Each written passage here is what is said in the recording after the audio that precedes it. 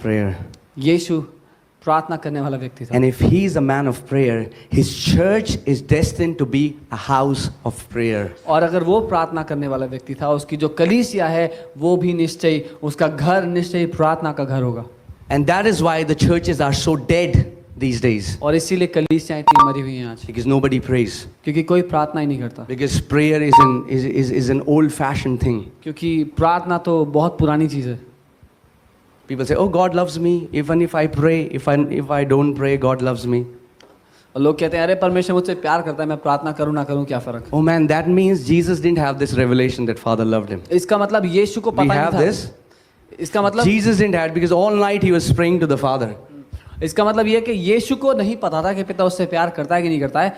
हमारे पास ज़्यादा बड़ा प्रकाशन है कि पिता हमसे प्यार करता है. यीशु को नहीं पता था क्योंकि वो रात भर प्रार्थना करते रहता था. Every day he would ask the Father, "What do you want me to do?" और हर दिन वो पिता से पूछता था, पिता मैं क्या करूं. And the Father used to instruct him. और पिता उसका निरीक्षण करता था. And he said, "My food is to fulfill the will of my Father."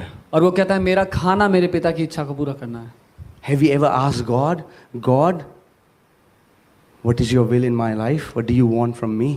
क्या हमने पिता से कभी पूछा है कि पिता आपकी इच्छा क्या है मेरी ज़िंदगी के लिए, आप क्या चाहते हो Or मुझसे? all the time we go to God and we tell him what my will is, what my desires are, but we don't seek him and ask him, "Daddy, what is your will for me?" या फिर हमेशा हम उसके पास जा करके उसको बताते हैं कि हमारी इच्छा क्या है और हमारी चाहते क्या हैं, लेकिन उससे कभी नहीं पूछते कि वो उसकी चाहत क्या है हमारे जीवन के लिए.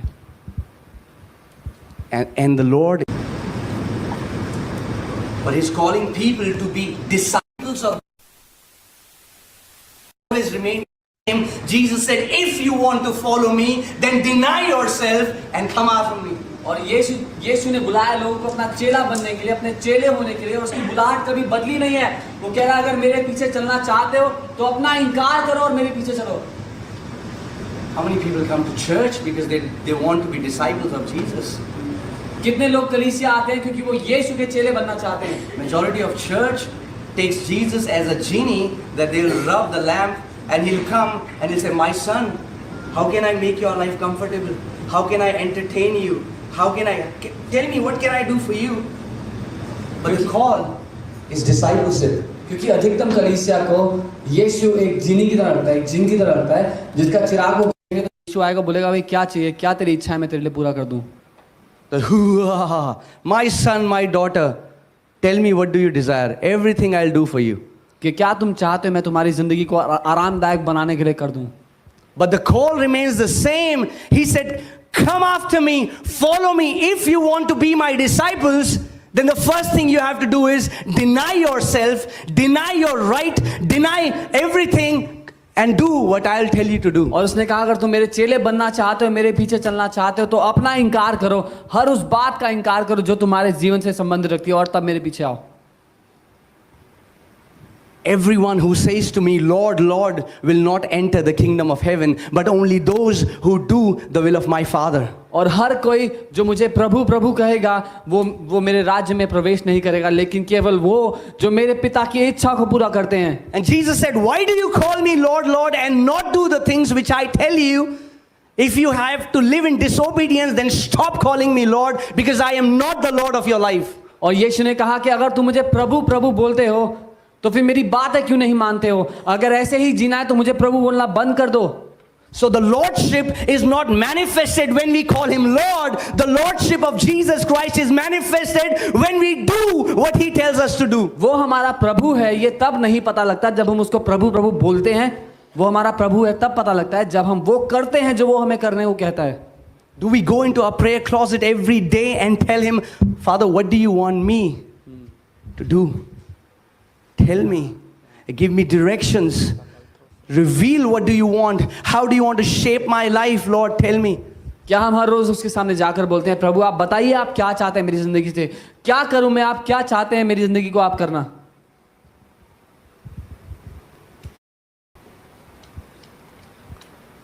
And let me tell you, that is why the church has become fat and wealthy. And for a church, Jesus talks to a church in Revelation and he says, you think that you are rich, and you have need of nothing, but let me tell you that you are poor and wretched and naked. You think you don't need anything because you have money now. और इसीलिए जब कलीसिया बहुत धनी हो जाती है, लोग ऐशो आराम से जीते हैं और उनको लगता है कि अब मुझे किसी चीज़ की ज़रूरत नहीं है, किसी बात की कमी मेरी ज़िंदगी में नहीं बची। तो प्रकाशित वाक्य में यीशु ने एक कलीसिया से बात की जो ऐसी ही थी। उससे कहा कि तुझे लगता है कि तू बहुत अमीर है, तेरे पास कोई कमी नहीं है, लेकिन मैं कहता हूँ तू घृणित है, तू गरीब है और तू नंगी है। And that is why the Lord is calling the church out of that crisis mentality, that whenever we are in crisis, then only we pray. और इसीलिए प्रभु अपनी कलीसिया को उस मानसिकता से निकाल रहा है कि जब संकट में पड़े तब उसको याद करेंगे। Because if you're not in crisis, if all your needs are met, you got a very good job, you have a good house and good car, then you would never pray. क्योंकि जब कोई संकट ही नहीं है, अच्छी नौकरी है, बढ़िया चल रही है, अच्छा वाला घर है, गाड़ी बढ़िया चल रही है, तो परमेश्वर को कौन याद करेगा? And living your life as you want to live your life and not even knowing if everyday decisions that I'm making, are they the same which Father wants? Am I living a life that is pleasing unto Him? और अपनी ज़िंदगी को वैसे ही जीना जैसे हम चाहते हैं, ये ना जानते हुए क्या हमारी ज़िंदगी उसकी आंखों में भाती है। But the Lord is raising a glorious church. लेकिन प्रभु अपनी महिमान्वित कलीसिया को उठा रहा है। Amen. All the people of God who have done exploits for their Father, they were men and women of prayer. ध्यान से सुनिए कलीसिया, वे सब लोग जिन्होंने बड़े बड़े काम पिता के लिए किए, वे वो लोग थे जो घुटनों पर आते थे, जो प्रार्थना में पिता के सामने बने रहते थे। There should be a purposeful aloneness. That means you purposefully separate your time when you tell everyone, hey, goodbye, man. I'm going because although this is awesome, but I need to spend time with my Father. आपकी ज़िंदगी में वो समय होना इतना ज़रूरी है जहाँ आप जानबूझकर, आप दोस्तों के साथ हैं, भाइयों के साथ हैं, वो अच्छा है, समय अच्छा है, लेकिन जहाँ आप उनसे भी कहते हैं कि भाइयों अब मैं जानबूझकर अपने आप को अलग कर रहा हूँ क्योंकि मुझे मेरे पिता की आवश्यकता है। Isn't it so strange that we are doing ministry for Jesus and never ask Him how He wants us to do ministry? और कितना गलत है कि हम यीशु के लिए सेवकाई तो कर रहे हैं, लेकिन यीशु से कभी पूछते ही नहीं कि वो क्या चाहता है। Oh, I'm telling people about Jesus all the time. I'm sitting with people and telling them about Jesus. But because I'm not sitting with Jesus, so I'm sinning when nobody's watching. और मैं सारा समय लोगों के साथ बैठा हूँ, मैंने सारा समय लोगों को दिया और उनको यीशु के बारे में बताया, लेकिन क्योंकि मैं यीशु के साथ नहीं बैठा, तो जब छुप कर मुझे कोई देख नहीं रहा, तो छुप करके मैं पाप करता हूँ। And Lord is calling a pure bride. और प्रभु एक पवित्र दुल्हन को बुला रहा है। Amen. Even if few people will catch this desire to walk blamelessly for their Father, I'm telling you, we are going to shake this nation. अगर कुछ लोग भी इस बात को समझकर पवित्र जिंदगी जीने लग गए, तो मैं आपसे कह रहा हूँ ये देश हिल जाएगा। The same disciples who are asking, Lord, teach us to pray, are the same disciples when Jesus is ascended, they have turned the world upside down because now they have learned how to pray. और ये वही चेले हैं जो यीशु से कह रहे हैं, यीशु मुझे प्रार्थना करना सिखाओ, हमें प्रार्थना करना सिखाओ। लेकिन जब यीशु पुनरुत्थानित हुआ और स्वर्ग में उठा लिया गया, तो इन 12 लोगों ने पूरी पृथ्वी को हिला दिया। So many ministers of God are burdened and burned out. Why? Because doing things which Jesus never asked them to do. और इतने परमेश्वर के जन इतने बोझ में इसीलिए दबे हुए हैं क्योंकि वो चीज़ें कर रहे हैं जिसको करने के लिए यीशु ने कभी बोला ही नहीं उन्हें। There was a man of God, an amazing man of God called Kenneth Hagin. प्रभु के एक बहुत ही अद्भुत जन जिनका नाम केनेथ हेगिन है। And he was pastoring a church for 14 years. और 14 वर्षों से वो एक कलीसिया में पास्टर थे। Everything was good. The church was awesome. सब कुछ बहुत अच्छा था, कलीसिया बहुत बढ़िया थी। And then Jesus walks into his room one day and says, now the first phase of your ministry will start. और 14 साल के बाद एक दिन यीशु उनसे मिलने उनके कमरे में आए और बोला कि अब तुम्हारी सेवकाई का पहला पड़ाव शुरू होने वाला है। He said, Jesus, what do you mean? First phase? I have been serving you for 14 years. और उन्होंने कहा, यीशु आपका कहने का मतलब क्या है? मैं तो 14 साल से आपकी सेवा कर रहा हूँ। Jesus said, "Did I tell you to start a church? और यीशु ने पूछा, क्या मैंने तुझे कहा था कलीसिया शुरू कर? I have not called you to be a pastor. मैंने तुझे पास्टर होने के लिए बुलाया नहीं था, You did that on your own. तूने वो अपने आप से किया, And what you did on your own would not be counted." और जो तूने अपने आप से किया उसका कोई महत्व नहीं है। Are you guys getting it? Maybe you have built awesome things for Jesus, but if he has not asked you to build those things, there is no reward for that. हो सकता है आपने बहुत अद्भुत चीज़ें यीशु के लिए बनाई हो, लेकिन अगर उसने वो नहीं कहा तो उनका कोई फायदा नहीं है।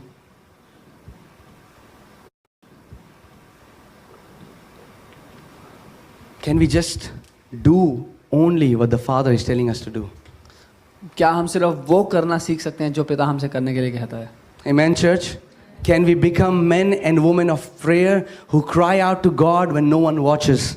क्या हम प्रार्थना करने वाले लोग बन सकते हैं जब हमें कोई देख ना रहा हो? And we don't live a life of superficial Christianity and cliches where we say, "Oh, God loves me.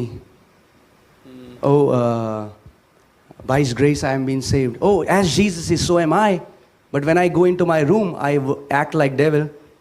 But then I come out and I say, "As Jesus is, so am I." सो हम वो दिखावटी ईसाईयत ना जिए जहाँ पर हम उन्हीं बातों को दोहराएं अपने आप को छुपाने के लिए कि मैं तो यीशु के जैसा हूँ और ये और वो है, लेकिन जब हम अपने कमरे में अकेले में जाएं तो हम शैतान की तरह जिंदगी If जिएं। as Jesus is, so are we, then Jesus does not open porn sites, Jesus does not get drunk, Jesus does not do adultery, Jesus does not steal money. अगर हम जैसा यीशु है वैसे ही हम भी हैं तो यीशु पॉर्न साइट्स नहीं खोलता, वो व्यभिचार नहीं करता, वो पैसे नहीं चुराता। Either we stop saying as Jesus is, so are we, or we really start to desire to live like Jesus lives. या तो हम ये कहना बंद कर दे कि हम यीशु की तरह हैं, या फिर हम ये चाहत रखना शुरू कर दे कि जैसा यीशु ने जिया मैं वैसा ही जीऊंगा। And He is willing to set us free from any addiction that we have only if we desire to come out of that habit. और यीशु इच्छुक है, वो चाहता है हमें हर उस बुरी लत से छुड़ा देना अगर हम उसकी चाहत रखें तो। Can we go to a prayer closet and cry out saying, "God, I don't want to open porn sites because Jesus, I am your temple. I don't want to steal and I don't want to lie and kill and do all these things, Jesus, because I am your representative, because I am your ambassador." क्या हम अपने प्रार्थना के कक्ष में जा करके उसके सामने चिल्ला कर कह सकते हैं कि यीशु मैं पॉर्न साइट्स नहीं देखना चाहता, यीशु मैं चोरियां नहीं करना चाहता, मैं और शराब पीना नहीं चाहता, मैं व्यभिचार करना नहीं चाहता, मैं झूठ बोलना नहीं चाहता, क्योंकि मैं तेरा प्रतिनिधित्व करता हूं।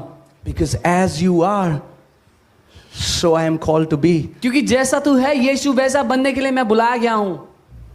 Are we really pressing on like Paul? He says, "I press on to take hold for that for which Jesus Christ took hold of me." क्या हम उस बात के लिए जोर लगा रहे हैं जैसा पौलुस कहता है, मैं उस बात को पा लेने के लिए जोर लगाता हूं जिसके लिए यीशु ने मुझे पा लिया। Church, I am telling you, your life will be over before you know it. और मैं आपसे वादा कर रहा हूं कि जिंदगी कब निकल जाएगी मालूम भी नहीं होगा। You won't even know it.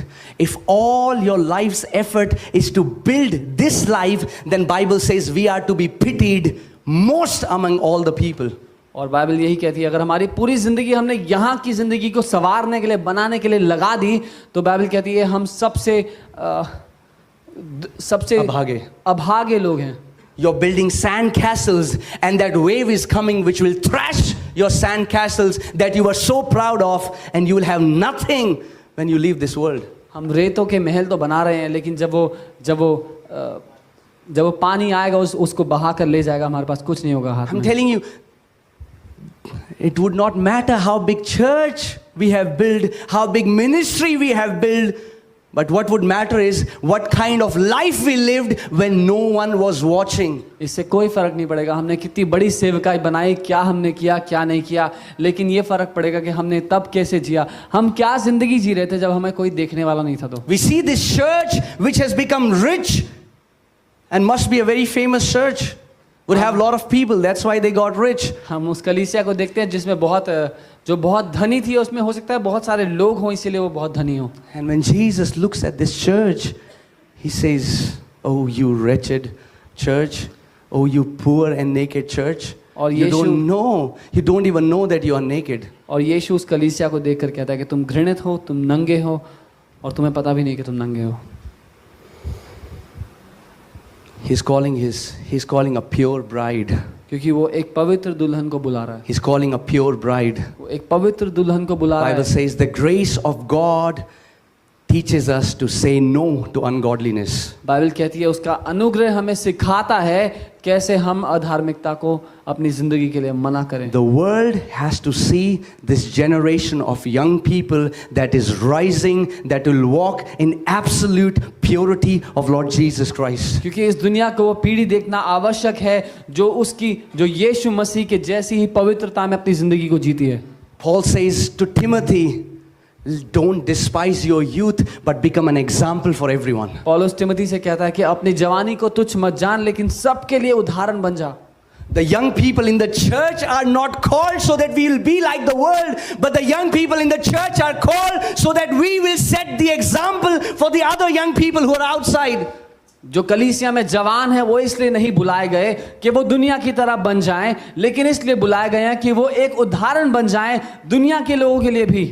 And the only way we are going to live a life of purity is when every day we will seek the face of God, when every day we'll pursue Him with all our heart. और केवल एक ही तरीका है जिसके द्वारा हम पूर्ण पवित्रता में अपनी जिंदगी को जी सकते हैं, जब हम हर रोज पिता के चेहरे की ओर देखेंगे, हम उस पर इंतजार करेंगे और बने रहेंगे उसमें। The Lord has completely messed up my message. This was not my message. प्रभु ने पूरी तरह मेरे संदेश को खराब कर दिया। ये मेरा I संदेश had नहीं made था। nice prayer points. Prayer 1, 2, 3, 4. मैंने बहुत अच्छे पॉइंट्स बनाए थे, प्रार्थना 1, 2, He's like, and it's amazing when that happens. और ये बहुत अच्छा है जब ये होता है तो। That is what my prayer is. यही मेरी प्रार्थना हमेशा होती है। Lord, break our box. प्रभु हमारे डब्बे को तोड़ We they. have put him in a box. Oh, God can do this. God cannot do this. हमने परमेश्वर को डब्बे में डाला है कि वो ये कर सकता है, वो ये नहीं कर Oh, सकता। why would he send angels? अरे वो स्वर्गदूतों को क्यों Oh, भेजा? why does God need to heal people? Now we have very good hospitals. अब उसको चंगा करने की क्या जरूरत है? हमारे पास बहुत अच्छे हॉस्पिटल Man-made हैं। doctrines. ये जो इंसान की बनाई हुई बातें हैं। You know what will happen when the church coming together starts to cry out to God? क्या आप जानते हैं क्या होगा जब कलीसिया इकट्ठी होकर परमेश्वर के सामने अपनी प्रार्थना को रखना शुरू करेगी? Acts chapter 12 verses 5. प्रेरितों के काम 12 Book of Acts chapter 12 verses 5. और उसकी 5वीं आयत। Before that, I will just tell you that John the Baptist, the king Herod, he arrested John the Baptist and he cut his head off. And now this is the second person whom this king has arrested, and that is Peter. And next day he will cut Peter's head off. और मैं इससे पहले कि हम पढ़ें, मैं आपको बताना चाहता हूँ कि जो राजा हेरोड था उसने यूहन्ना बपतिस्मा देने वाले को कैदी बनाया, बंधक बनाया, उसका गला काट डाला। और अब ये दूसरा व्यक्ति है जो उसी राजा ने पकड़ा है, जो कि पतरस है। Church, look to your neighbor and say, I have ears to hear. अपने पड़ोसी को बताइए मेरे सुनने के कान हैं। Do you know one time Jesus preached for 3 days? क्या आप जानते हैं एक बार यीशु ने 3 दिन तक प्रचार किया? Oh, how we wish we were alive in the times of Jesus. कैसे हम चाहते हैं प्रभु हम तेरे समय में जिंदा होते तो। Well, you can have it right now. Well, आपको अभी मिल सकता है ये। Okay, so now John the Baptist has already been martyred, and now Peter is kept in the prison, and next day he's going to be killed. और यूहन्ना बपतिस्मा देने वाला पहले ही शहीद हो चुका है और अब पतरस को जेल में डाल दिया गया है और अगले दिन उसकी गर्दन कटनी है। But the Bible clearly mentions that Peter was therefore kept in the prison, but constant prayer was offered to God for him by the church. और यहाँ लिखा है सो बंदी गृह में पतरस की रखवाली हो रही थी, परंतु कलीसिया उसके लिए लॉ लगाकर यानी कि निरंतर परमेश्वर से प्रार्थना कर रही थी। The church was not doing this, that people are watching television, they got a prayer request. Oh, God bless you, brother, Peter will be out in Jesus' name. That's not what the church was doing. और कलीसिया ये नहीं कर रही थी कि वो बैठ के टीवी देख रहे हैं, इतने में उनको फोन पे मैसेज आया कि पतरस को कल मारने वाले हैं, उसके लिए प्रेयर करना। And I'm so sick of it when the church does that. और उन्होंने रिप्लाई किया, अरे गॉड ब्लेस यू भाई, पतरस जेल से बाहर जाएगा, आमेन, और फिर टीवी देखने लग गए वापस। When you get a prayer request, somebody is sick, by the stripes of Jesus, you are healed. Amen. Let me watch my show. और जब कोई प्रार्थना के लिए विनती आती है तो कि कोई बीमार है तो कई लोग लिखते हैं यीशु के कोड़े खाने से तुम चंगे हो गए हो? आमीन। अब मैं अपना टीवी देखता हूँ। And that's the hypocrisy, because when my wife, when my daughter, if they are in such situation, we won't do that. We'll be on our knees. And from the bottom of our heart, we would be pleading before the Lord. और यही वो ढोंग है जो जिससे हमें छूटना है, क्योंकि अगर मेरी खुद की बेटी या मेरी पत्नी उस हालत में होती तो मैं इतने हल्के में उस बात को ना लेता। अपने घुटनों पर मैं पिता के सामने गिड़गिड़ा कर विनती करता। And the church realizes the power of prayer, and the Bible says they are on their knees, they are crying out to God, and constant prayer. They are not stopping. They don't want no for an answer. They are crying out to God, Lord, we have lost John the Baptist. We don't want to lose Peter. और कलीसिया ने इस बात को समझ लिया, जान लिया कि प्रार्थना में क्या महत्व है, और वो निरंतर लगातार रोते जा रहे हैं, प्रार्थना करते जा रहे हैं और पिता से कह रहे हैं, पिता हम इस बात में ना नहीं सुनना चाहते, हम इस बात का उत्तर ना से नहीं लेना चाहते, हम पतरस को बाहर चाहते हैं। See, if Peter would have been killed, it was no loss for Peter, because he would have received the greatest glory as a martyr, and he would have gone to the best place, but the church would have been at a great loss. अगर पतरस उस समय मारा जाता तो पतरस को कोई नुकसान नहीं होता, क्योंकि वो एक शहीद का उसको पुरस्कार मिलता है, एक शहीद होने का, और वो स्वर्ग में प्रभु के साथ हमेशा के लिए चले जाता। उसके लिए इससे बढ़िया क्या था? लेकिन कलीसिया खो देती वो काम जो पतरस के द्वारा होना था। See, we all are going to die, church, right? कलीसिया हम सबको एक ना एक दिन मरना है, But to die for Jesus, what a glorious death. लेकिन यीशु के लिए अपनी जिंदगी को खत्म करना, इससे सुंदर कोई मौत Some नहीं। people sleep in the bathroom and they die. कई लोग बाथरूम में फिसल कर मर जाते हैं,